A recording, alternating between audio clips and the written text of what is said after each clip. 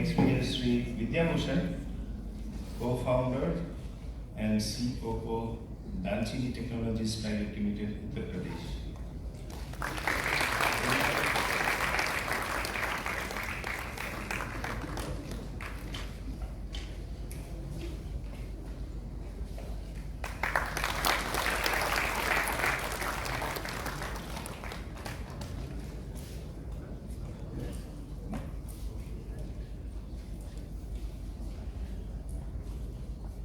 Thank you, IT Kharagpur. Thank you, sir. I'll just tell one example. Yesterday, I called Professor Gautam Saha and said that I'm in campus. I just wanted to meet you. And he said, okay, come at 5:30.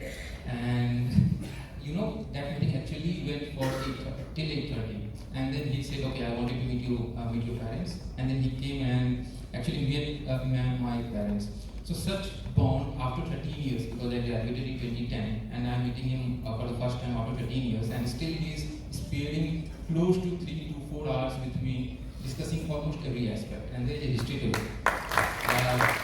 Since in 2009, there is a 1-year project in B.Tech, and that point of time it was in electronics. It was a notion that in case you take B.Tech project under Professor Gautam Saha, he will not let you pass in 1 year. He will at least stay here for 1 more year.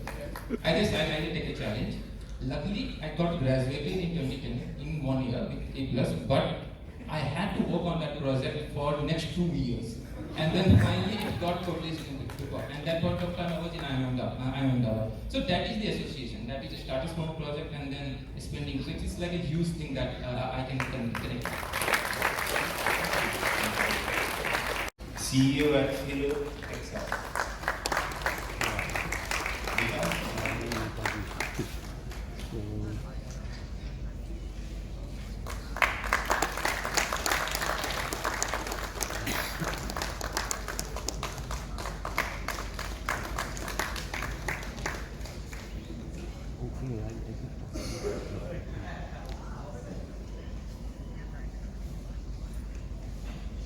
Thanks a lot. Feels great to receive this award from my Young Alumni Achievers, and especially I think after my school days, the first time that my mom, dad, and my sweet sister is here. Looking at this award. And it's also very special because love of my life is watching right now through the live stream. I would really like to dedicate this award to my family, and I could see some of my professors here from my own physics department and also Professor Gautam Saha. I want to just share a story here.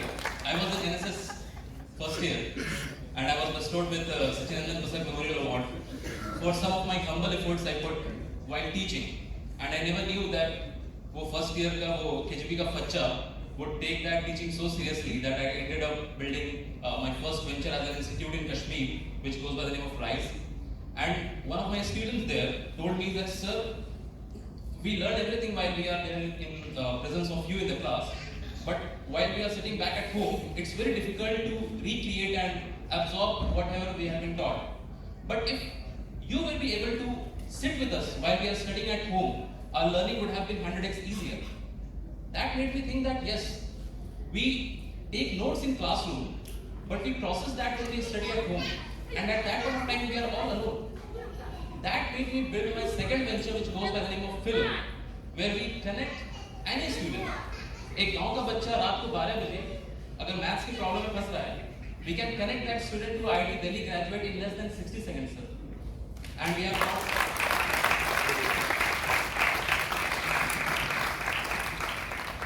got this so seriously that right now we are the largest company in the world in terms of number of tutors. We have got more than 60,000 teachers with us, and these teachers, more than 50,000 of them are from India, and they are teaching across the globe. It's just exactly like dedicated to the service of the nation and taking technology from India to the globe. And right now, while I'm right now here, I would just like to share that my co-founder, Rohit Kumar Garg, who is also alumnus from IIT Kharagpur, we are representing India at G20 event in Bangalore today itself. So, thank you everyone. Thanks a lot to all my professors. Thank you. I took a few few years out, because when I chose to take a path of cancer therapy in around 20 years back, it didn't take me long to realize that what I am doing is not right. I may be a hotshot surgeon, I may take out everything from your head, but this bloody cancer comes back somewhere else. I have not understood the biology of that disease. So I looked for doctors who do research in India, and I tell you it's very difficult to find an ilk who will bring both clinical medicine and research into one area. You are either a good practitioner, you will have a wonderful house, you will have a Mercedes-Benz parked in front of your house, but you may not have any idea about what is going on in molecular medicine. So I had to head to the US. I said, I'll spend 3 years, I'll drop my weapons, I will drop my scalpel, I'll go to the National Institutes of Health. Fortunately, I got a scholarship to go there. And that is when I saw scientists work with doctors.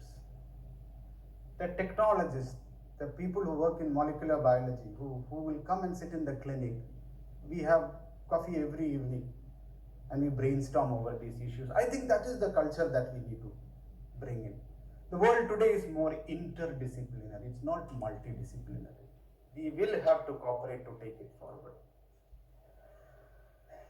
There's another area where it's not that doctors are not short of ideas. So talk to someone, they will give you 10 areas where they are frustrated. And frustration is from where new ideas stem from. Like the gentleman said, मैं question पूछना चाहता हूँ, किसको पूछूं?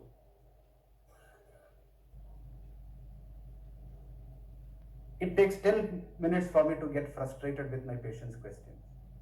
Puchega, sir, you are going to operate on me. Am I going to get cured? I don't know. Will this chemotherapy work for you? For me? I don't know. I have this small patch on my mouth. Will it turn into cancer? I don't know. And these answers don't lie with doctors alone. So talk to a doctor. You will get 100 problems to solve if you think you are short of questions.